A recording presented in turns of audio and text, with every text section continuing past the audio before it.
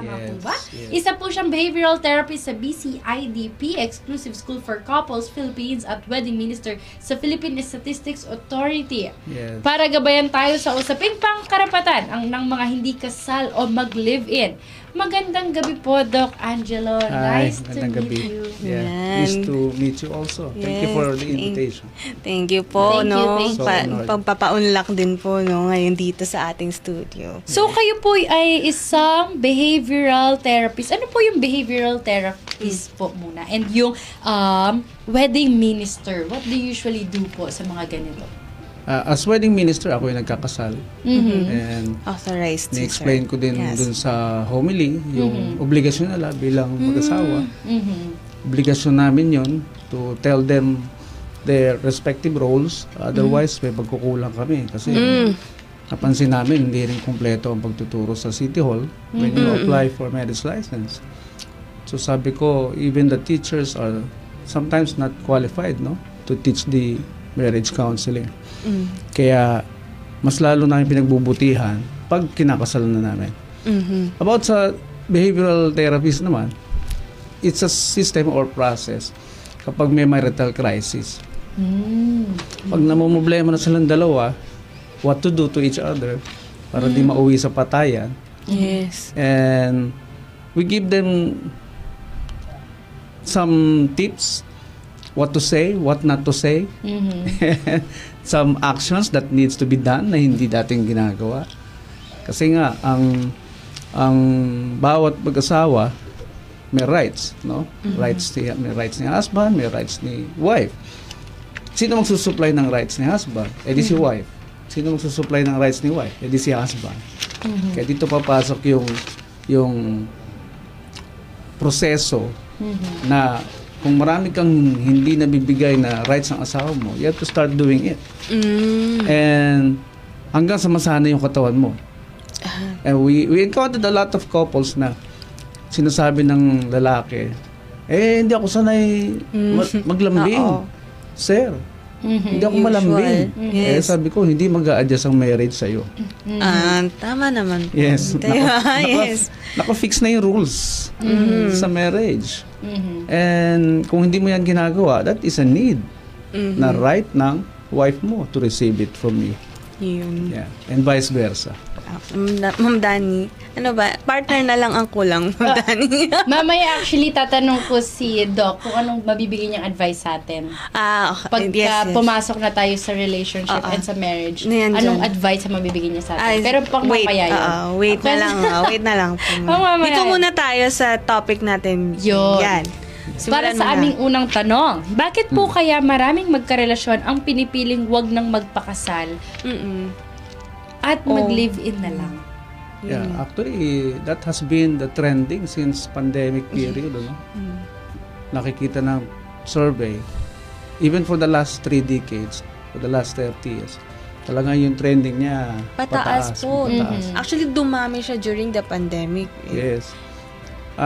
Sa ibang bansa, Yes. naumpisahan yan doon sa ibang bansa, even sa Yung usual- Singapore or sa Japan, mas pinipili na lang magsama na lang. So, there are different theories to that. Number one, syempre yung financial limitations. No? Another theory is duda pa sa partner. Maaring duda pa sa partner. Teka, magtatagal ba ako dito? So, you're testing waters. Yan Yes. yung tinatawag nila. Nag-i-stay sila hanggat merong nakukuha sa bawat isa. Hanggat merong benefits o pakinabang sa bawat isa. They can stay. Pag once na naputol na yan, they can easily get away. No? Hindi. Kasi nga, pag pumasok ka sa relationship na kulang yung trust, hindi ka fully trusted do sa partner na kinuha mo, there will always be doubt. Tatagal ba kami?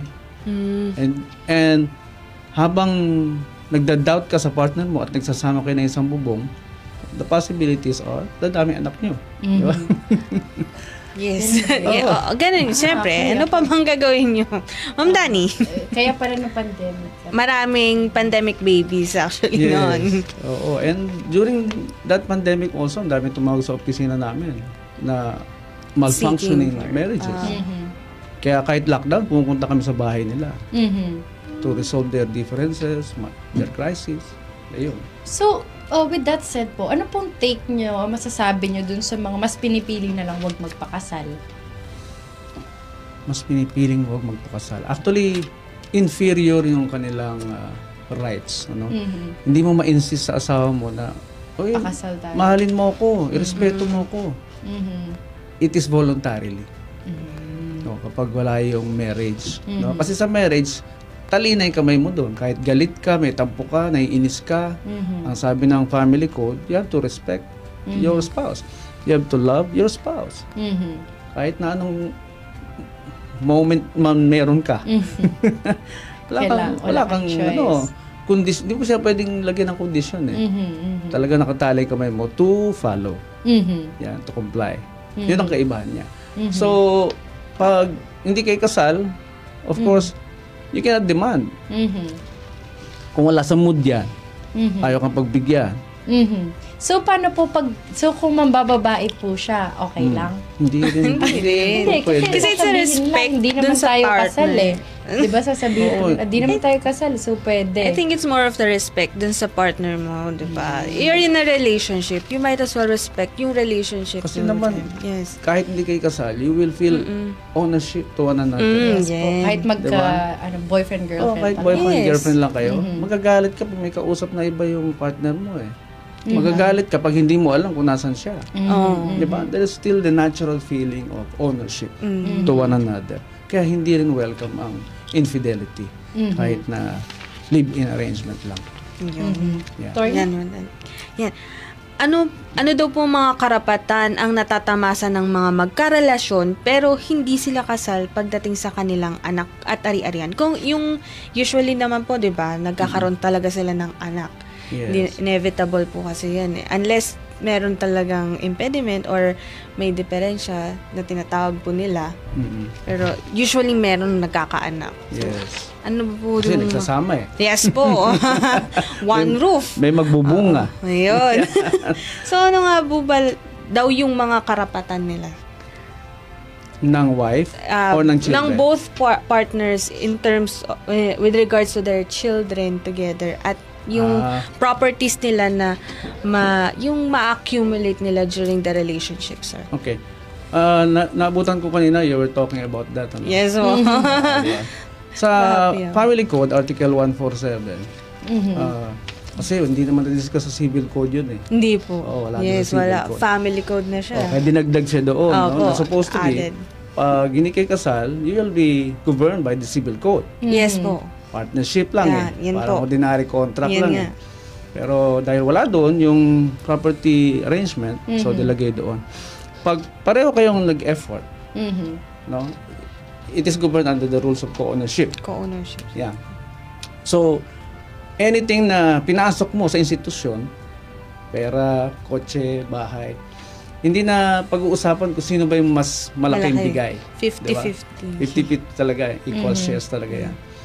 So, it also goes down to the children. Kung ano man Yun yung na po. fruits Yun. na makukuha ng mga joint assets yes, nila, joint yes. efforts nila, the children should enjoy. Yun. Yeah. Sa next article, yung Article 148 Yes, refers to couples living together without marriage na may sabit. Yan, may Parang legal ito nga pong impediment. question nga namin dito from one of our viewers. Hi daw to you. Hi daw Sino to ba? you. Sino Paano ba yan? po kung yung ka-live-in ko po may asawa pa pero hindi na po sila nag-uusap? Ang Article 148 ng Family Code, pag meron sabit, pag may bad faith yung isa, no? Void yung marriage nila, pwedeng mapupunta talaga sa common children, no? Mapupunta sa first marriage na valid, no? Yung unang asawa. Yes. Mapupunta doon pati sa common children.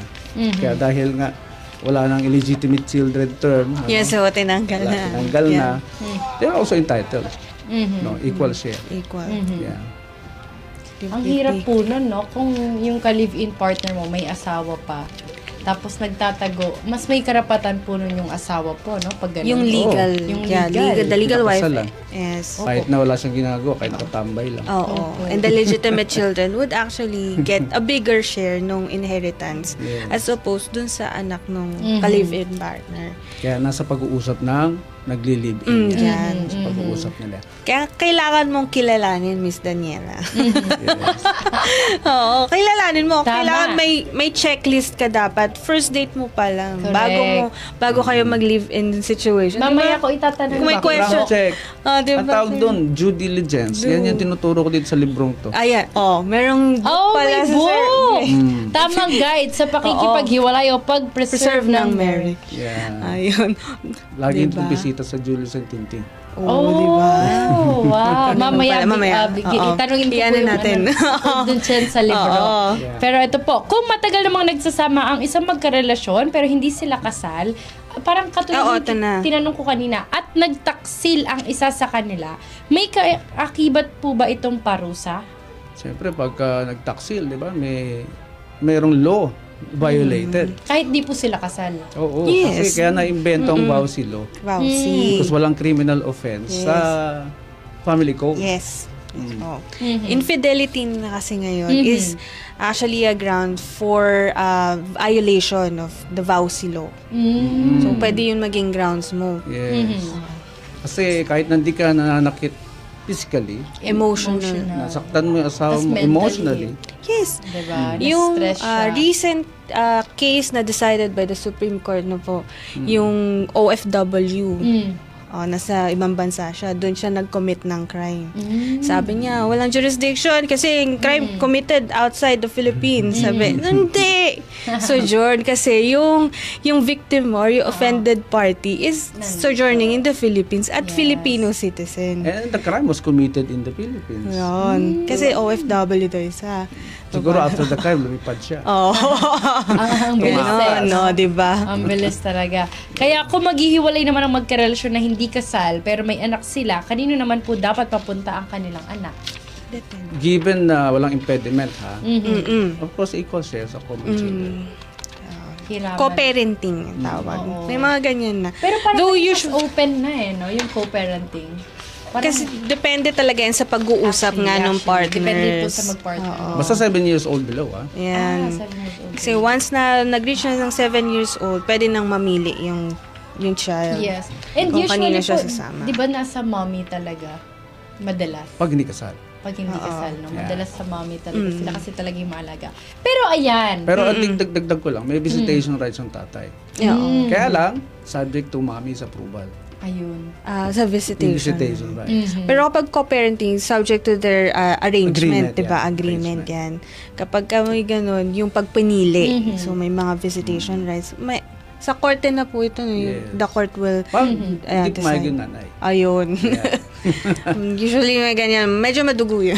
Madagong Madrama. topic. Medyo drama yan. Magastos. Yan. Yun. Oo, Ang gastos actually, dyan. yun din talaga. Pati nga po yung kasal eh, no? Lahat na. Pumapasok din talaga dyan yung pera, yung Lahat. gastos sa kasal. Naman. At sa, Alam mo, yun nga sinasabi ko.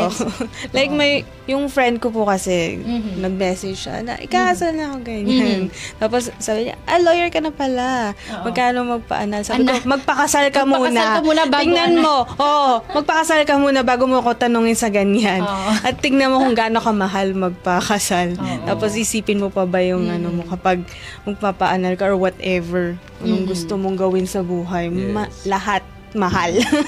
Lahat gastos. Ang gastos nga po, no? Ayan, before tayo po mag-commercial break, can you tell us about your book po? Yan, sa tamang guide sa pakikipaghiwalay. Paano kaya O yan? pag-preserve ng marriage. Hindi mo dapat kinakalimutan. Ikaw, hiwalay kaya. Hiwalay ko, hiwalay. Oo. Ayan. Nakakompile dito yung proseso. How to, ayun nga, kaya nga, your legal and not so illegal right guide for a stress-free separation and delightful moving on. May proseso kang pagdadaanan talaga if you want to separate na or i-preserve your marriage. Hindi all the time entitled tayo makapaghiwalay na ayaw ko na sa'yo. Babay na. Basta-basta mo na lang. Hindi. Hindi kasi maraming affected dun. No? Yes. You really have to do your court by trying to preserve it. Mhm. Kasi even mag-file ka ng annulment, tatanungin ka ng judge dumaan na ba kayo sa counseling? Hanapan ka ng ganun Oo. Have you done your best efforts? Questioning yun Baka maging reason pa para i-dismiss ng judge yun. O mag-uusap muna kayo uli. Mukhang hindi lang kayo nagkaintindihan. Yun, no. Di ba? And that's a good thing, no? Tinatry mo muna i-save yung relationship before Yes. permanently And, discarding it. and most of all, yung legal process. Yun. Inisa-isa ko dito. Ayun, Yun. yun ang maganda. Oo, so Yun nga, the illegal and not so illegal. That's so illegal. Oo. Kasi not everybody na nakipaghiwalay ay entitled dun sa legal grounds. Kumbaga, hindi lahat ng legal grounds na nandyan applicable sa'yo. Baka wala kang legal ground Oo. Anong gagamitin mo? Sisiraan mo yung asawa mo by describing him as drug addict, as masamang tao, lasenggo. Pwede ring baliw, di ba? Oo. Ganun ang gagawin mo kapag wala kang makitang legal grounds. Which is, pag nabasa niya yan, oy, teka muna. Hindi pwede to. Diba? O anong pinagsasabi mo dito na hindi totoo. Diba? Yes. So that could be against a long legal battle. Yan. Kaya, pag binasa mo to, makakonclude mo at the end ay, wala pala akong right mag-file. No? I-preserve ko na lang. Ayun nga. Wala pa naman Yung akong next, third party. Preserve na Pumatog ka sa third party, complicated na lalo. Ayun, at talagang maraming salamat, sir. Mamaya pag-uusapan pa natin yan. Tuloy-tuloy pa ang ating makabuluhang talakayan kasama si Doc Angelo Base. Huwag po kayong bibitiw, magbabalik ang The Legal Weapon. Sa ASEAN Plan of Action at mga pamantayan ng WHO, patuloy na pinapalakas ng PEMAT ang pandaigdiging seguridad sa kalusugan. Dahil sa PEMAT, hindi na lamang tayo naghihintay ng tulong. Tayo na ang nagbibigay nito. Ito ang diwa ng bagong Pilipinas. Malasakit, kausayan at pagkakaisa. Bawat buhay ay mahalaga sa Administrasyong Marcos. Kaya makakaasa ang bawat Pilipino na kaagapay nyo ang pamahalaan sa bago ninyong simula.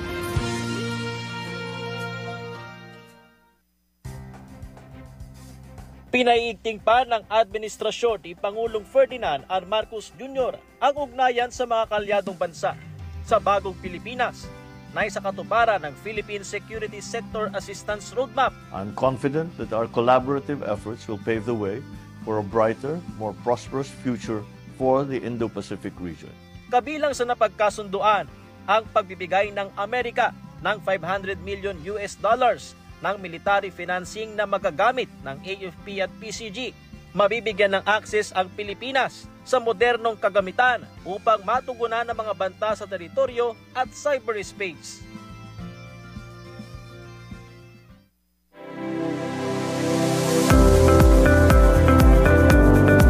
Dagdag na panggastos ng mga guro para sa kanilang mga silid-aralan, binigyan ng katiyakan ng kagawaran. Sa ilalim po ng Bagong Pilipinas at sa utos ng ating Pangulo na alagaan ng mga teachers, magiging 10,000 yan, dodoble. Mga isang dekada, 500 pesos lang yan . May plano talagang dagdagan yan . So, abangan ho natin yan at hindi ako magugulat kung tataas ho yan. Kaya naman, no more abono ang ating mga guro. Mas malaking take-home pay para sa pamilya, tunay at garantisado. Ganyan kami sa DepEd. Ko po kasi 2 hours. Yan, maraming salamat sa hindi pagbitiw. Ayan. At usapang legal kami ngayon dahil Yes. nandito tayo sa legal weapon. Ganon. Nagbabalik daw ang legal Oo. weapon. Ayan, attorney. Ayan, Meron nagbabalik mga few ang questions ating- si attorney Oo. kay Doc Angelo Base. At si Miss Dani, marami tayong katanungan pa na binbin, Yes. ano. Yan. So, yung unang question ko nga, no, sir. As far as I know, 7 years po yung parang binibilang para ma-consider to be in a common law marriage. Tama po ba? Wala akong nabasang gano'n. Wala ba? Saan ba yan? Anong judgment tong nabasa kong Wala siyang ma-research? gano'n. Baka sa Kasi, FB. kasi paano daw ba masasabi na nasa common law marriage na ang isang mag-partner, no? Nasa tagal ba yun? Or immediately when they chose to Get live married, in. yeah. Hindi get married, but Live to yung magsama na sa isang bahay. The moment they show it publicly, then that's the start. So walang bilang pala. So Walang measurements or standard ng batas tungkol doon. yun. Miss Danny, do you have any more questions? Eto po, entitled po ba sa Social Security at health benefits ang common law spouses? Hindi. The charter of SSS also only for married couples. Yung charter nila. How about doon po sa insurance, wala namang yung mga Pag kami beneficiaries? nilagay na beneficiary na unmarried siya doon, pwedeng may Possible. maghabol. Ah, Maghahabol yung legal wife. oo. Kasi ang alam ko lang po regarding the insurance, yung beneficiaries is that hindi ka subject dun sa, meron yung hindi pwede ka maging donee eh. Diba sir? Yung may limitations. Sa mag-asawa. Opo. Yeah. Kapag meron kang kabit or kabit ka, hindi ka pwede maging beneficiary to the insurance kasi insurance benefit ng SSS, di ba po? Yes. So, as far as I know, yun. Yes. Hindi siya immediately. Pero dito, sir, pwede ba siyang isulat as Parang beneficiary? agreement nila, Opo. hindi rin eh. The law Hindi. considers, the state No. considers marriage as binding to Binding. both of them. So, kapag common law marriage talaga, Ma'am Danny, wala. Kahit mas maganda pa yung anak na lang nilang gawin nilang beneficiary Yun. if they have. Oo. Yun yung Yun din yun. effective. Yun din ang sinusunod ng SSS. Sa lahat. Prevailing law. Ito po, meron po, Ayan one of po. our viewers Oo. din po sa mga nanonood sa atin.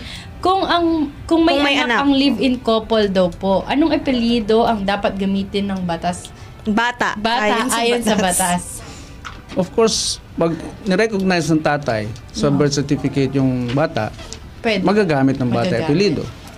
Pag hindi na nirecognize ng tatay, surname of the mother. Oo. Kung hindi nakapirma, wala yung tatay sa araw na nanganak yung baby, pwede siyang mag-execute ng public instrument. Yan, yung RA 9255. Public instrument pa. Paano yun ba yung nanghingi pa sila ng paternity test bago ma-acknowledge? Kapag duda sila. father? Oo. Kapag duda. Pag duda, wag na kayo mag-live-in. Meron ng trust issues eh. Di ba? Paano naman pagkabaliktaran po? Paano pagkasal, pero hiwalay na sila, so ayaw na ipapelido sa tatay? Hindi. Automatic Automatically. po siya. Talagang daladala ng bata Oo. yun. Kapag nasa Kahit di kasal. present yung daddy. May mga Oo. cases na ganyan. Lumapit sa akin. Paano ko patanggalin yung apelido ng tatay niya? Sa anak Kasi ko? hindi naman daw yun yung May case din na ganyan. Pinipili niya yung illegitimate father niya. Pero kasal kasi siya. Sabi ng court, ba't mas pipiliin mo pa illegitimacy kaysa sa legitimacy? Tama naman. Yun. Siguro pwedeng pagbigyan yung ganyan, not to use the surname of his father. Kung yung pangalan masyado nang marumi. Ayun, yun.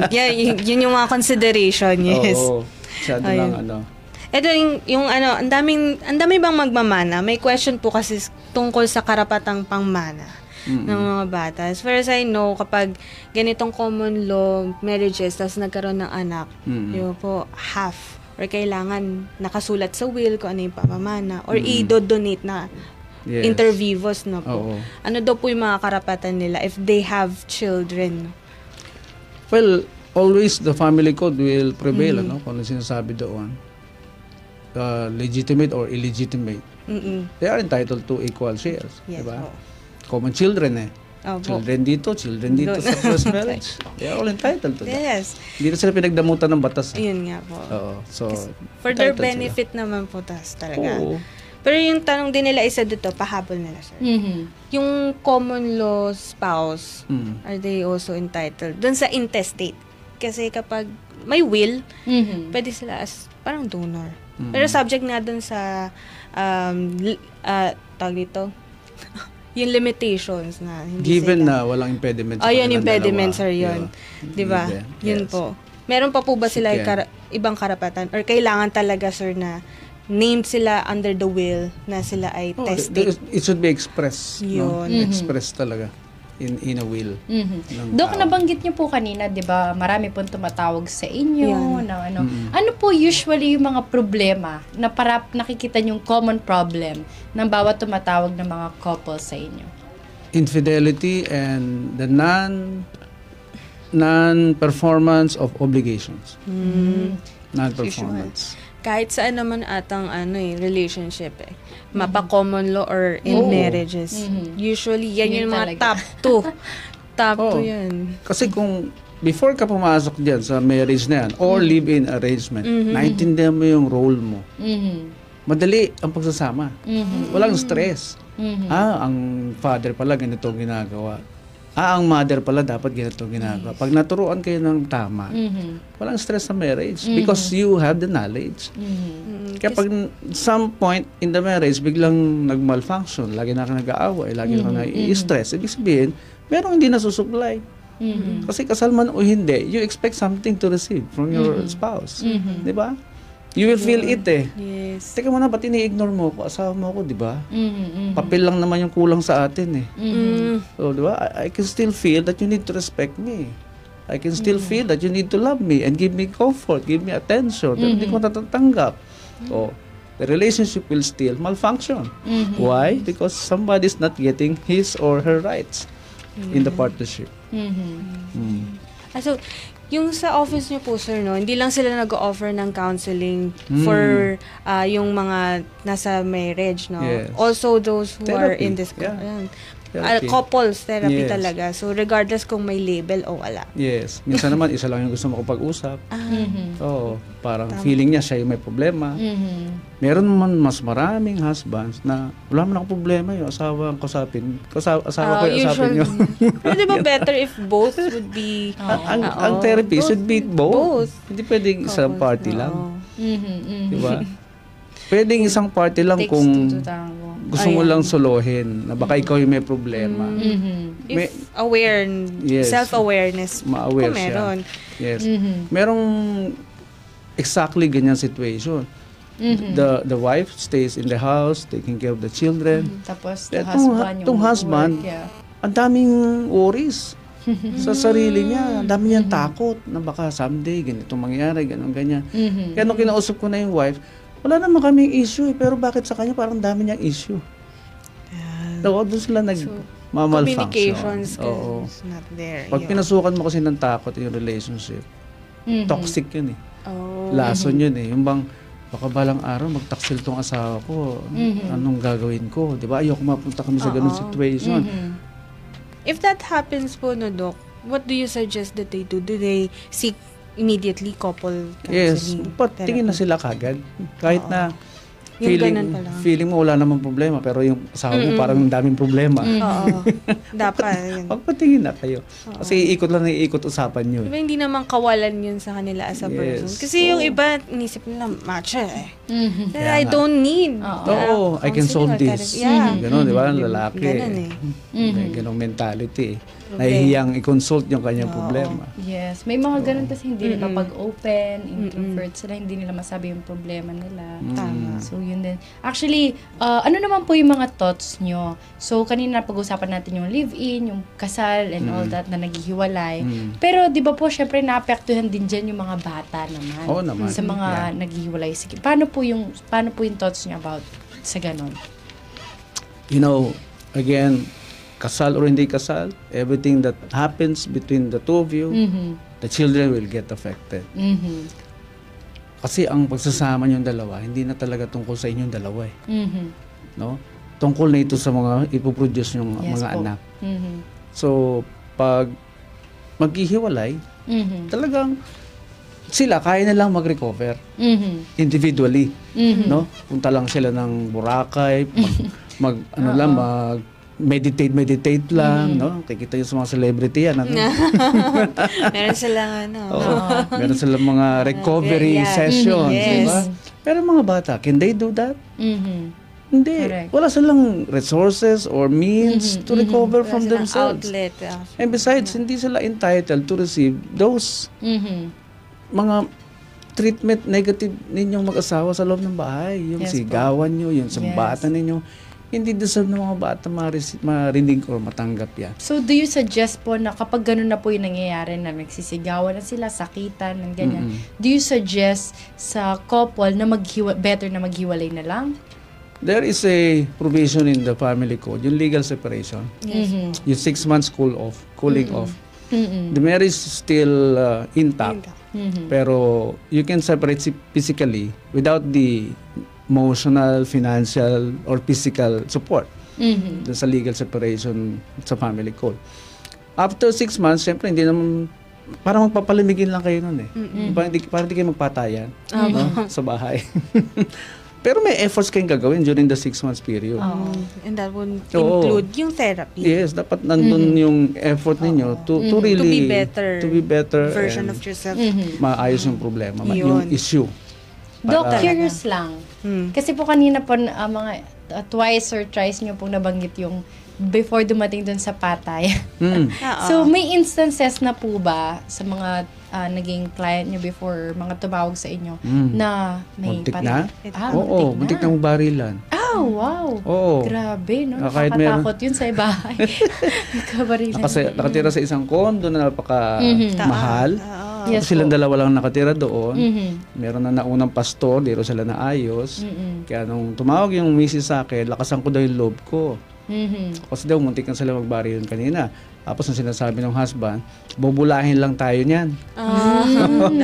Usually lang. Filipino din po ba Pareho nga, sila? yeah. Pareho. Both Pinoy. Pero mga, in their 50s na. Oh. Oo. Supposedly, diba, they have matured din, no? Pero wala po silang anak sa bahay. Meron sa mga condo. professional na, nakapila yung mga picture as professionals na.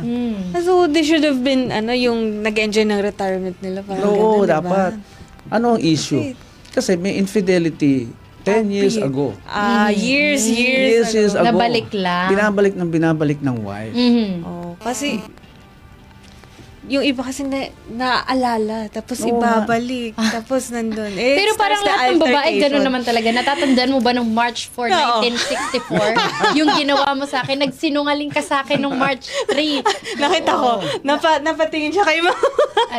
Nandito po yung wife ni Naalala mo ba nung April 2? Diba? Guilty as charged. Naaalala yan. O, ganun kasi talaga yung mga babae. Yung suot mo, ganito, ganyan. Historical. Yes. Si Christina May, kilala mo. Si Christina May, kilala ko pa yun. Klase niya nung grade 2 siya. Diba? It's a no-no, yung betrayal. No-no. Masakit naman po talaga yan, no? Marirecord yan permanently. Oh, yes. Talaga. Nakalista po yan sa amin, Doc. Yeah.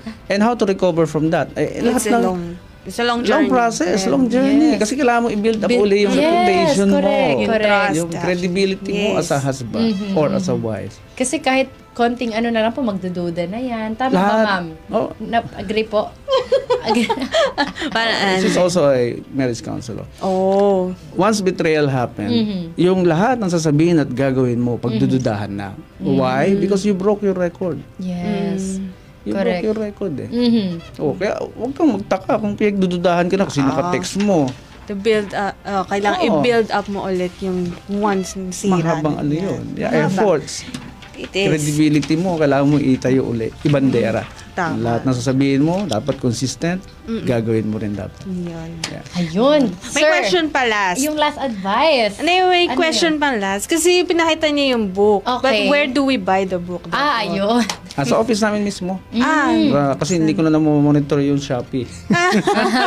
Ayun. Pa-order lang tayo with Giselle. Just message us, then we will send it via LBC. Sa office na lang sila. BCIDP. Attorney, parang ready ka na. BCIDP. Ready ka na bang? Saan? Ba't magbabasa ka na ng libro niya? Kailangan mo lang palawakin ng iyong knowledge. Ayan. There's a forward of 2 UP law professors dito. Wow. It's good Dahil to dyan, read. Doc, anong may bibigay niyo pong advice sa amin? Kasi for now, kasi career muna kami, work. Lalo si attorney, sana pinupush ko na talaga yung attorney na mag-asawa na talaga siya. So ano pong mabibigay niyong advice sa amin pagka dumating na yung time na ikakasal na rin po kami? Papakasal. Ano ba yung relationship ko muna? Oo nga. Sige, yun muna. Ganito. For now, stay as you are. Be focused on your career, prospective careers.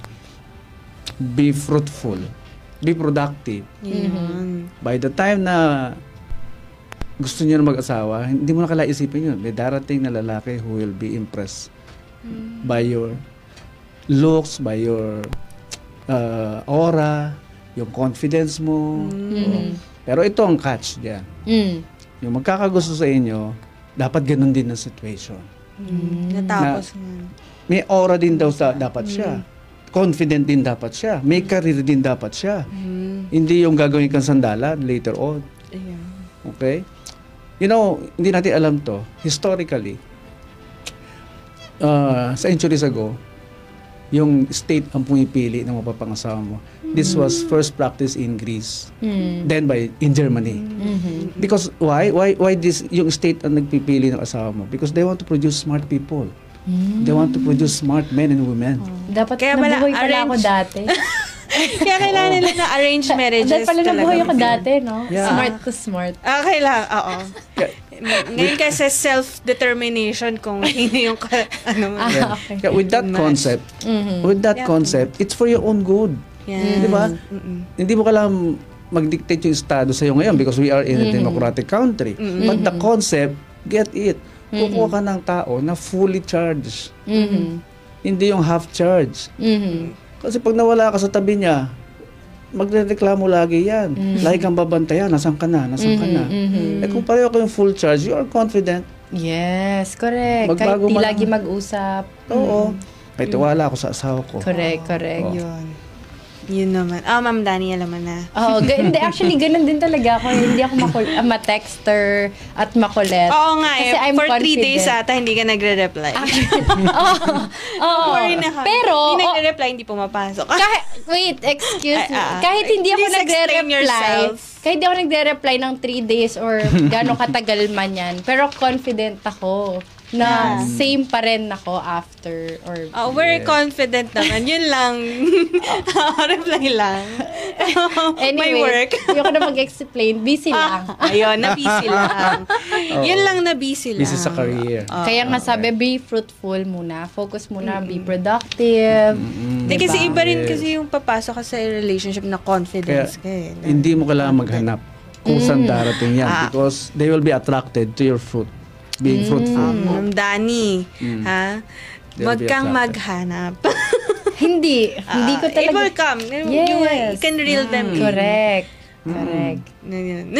Thank you so much, Doc. Thank you so much po, Dr. Baka meron po kayong last message sa mga viewers naman po natin. Mga kadiwan naman po. Sa mga na couples na nakikinig. gusto nyong i-advise at kung may gusto po kayong batiin at yan, family or...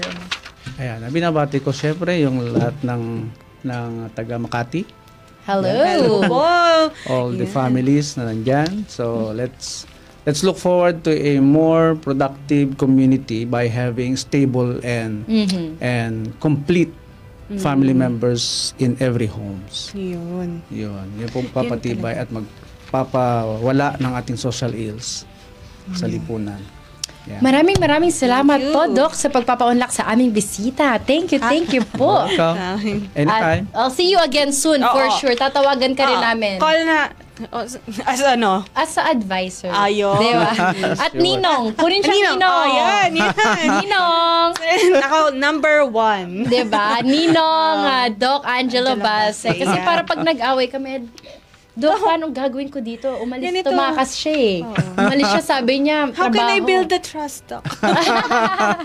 Hindi, wag naman sana. Sana naman mabuting asawa ang mapangasawa natin. Ang dadating. Dadating nga.